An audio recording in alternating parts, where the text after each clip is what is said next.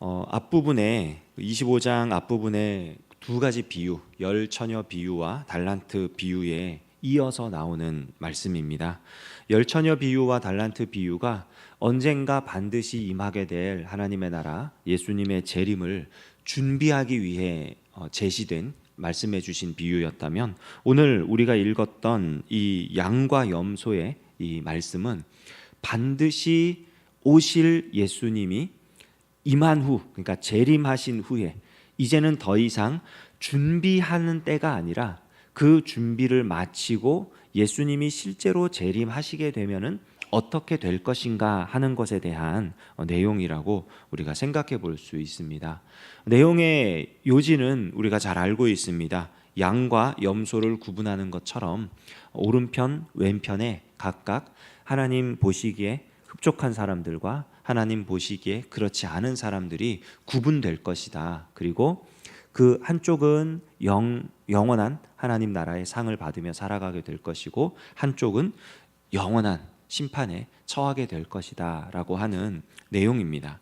여기서 우리가 이 의인들 그리고 악을 행하는 자들, 이 두 구분을 하는 모습들을 보면은 그런 얘기가 나와 있죠. 여기 보면은 내가 줄일 때 너희가 먹을 걸 주었고, 목마를 때 마시게 하였고, 나그네 되었을 때 영접하였고, 헐벗었을 때 옷을 입혔고, 병들었을 때 돌보았고, 옥에 갇혔을 때 와서 보았다.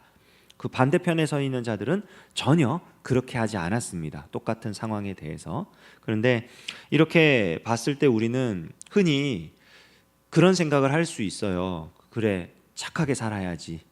약한 사람들 보고, 좀 가난한 사람들 보고, 연약한 사람들 보고 이러면 우리가 도와줘야 하고 돌봐야 하고 착하게 살아야지. 그래야 상 받지. 나쁘게 살면 벌 받지.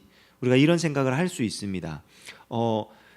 일부 진리예요. 맞아요. 우리가 착하게 살면은 그만한 상급이 있고, 나쁘게 살면 벌을 받게 됩니다. 그러나 영원한 하나님 나라에 들어가는 것과 영원한 벌의 심판에 처하는 것은 우리의 선행 여부에 앞서서 우리의 존재 자체에 대한 그 부분이, 우리의 정체성을 확인하는 부분이 먼저입니다. 여기 말씀에 보면은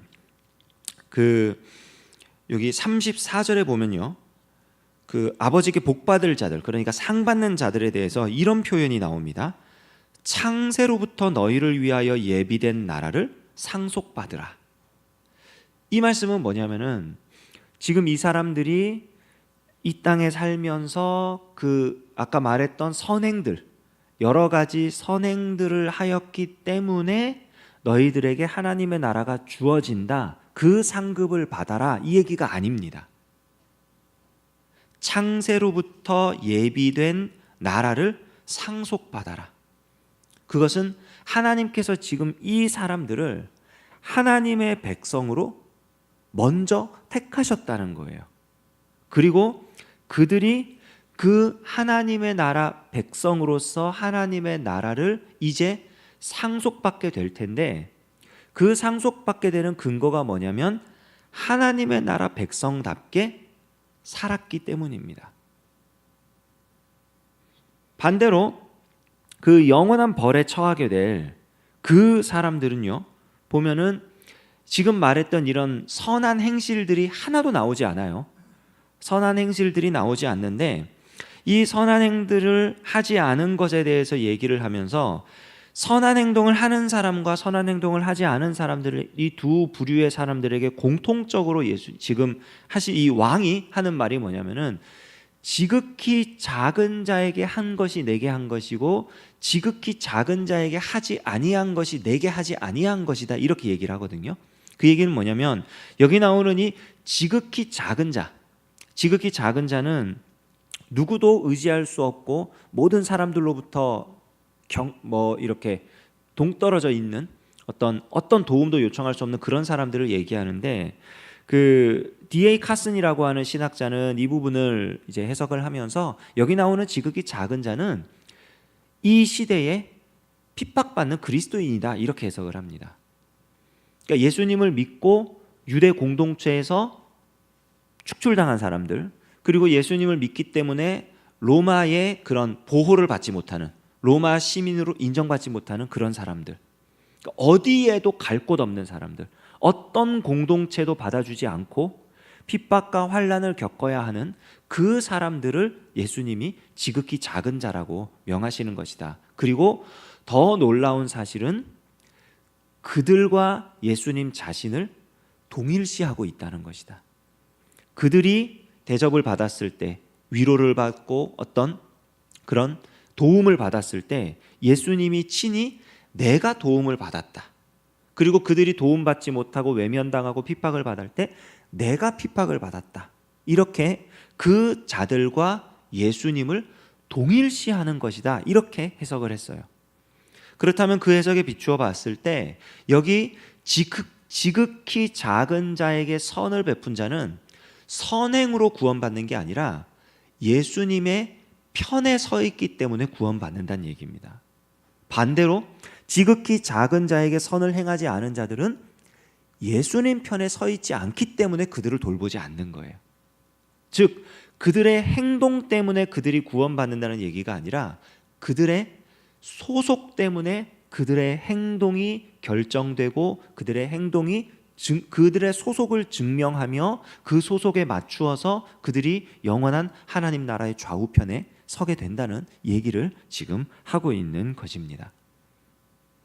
다시 말씀드리자면은 우리가 어떤 행동을 하는 것 그 자체가 우리로 하여금 구원 얻는 자리에 가게 하는 것이 아니라 우리의 행동을 통해 우리의 정체성을 증명하는 것이 중요하다는 얘기입니다.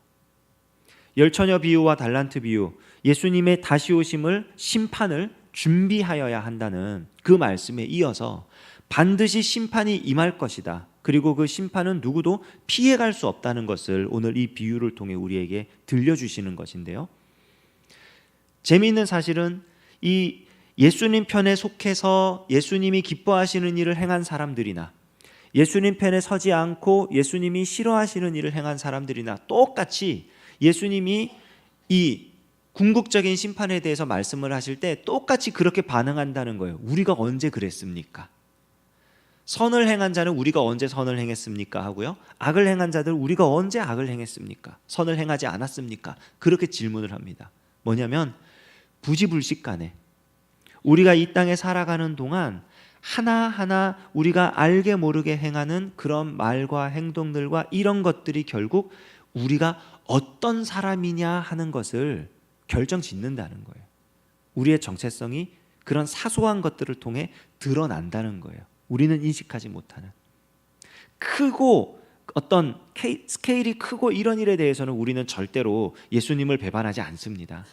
예수님을 절대로 부인하지 않습니다. 믿음을 굳게 붙잡고 갑니다. 그러나 아주 작고 사소한 일에 있어서는 너무나 쉽게 흔들리는 게 우리들입니다. 바라기는 우리의 오늘 하루에 이 삶을 살아가는 동안 특별히 더 작은 일들에 있어서 내가 예수님 편에 서 있는 사람이라는 사실을 행동으로써 말로써 증명해내고 우리 하나님 기뻐하시는 삶을 살아가는 저와 여러분 될 수 있기를 우리 주님의 이름으로 축원합니다. 기도하겠습니다.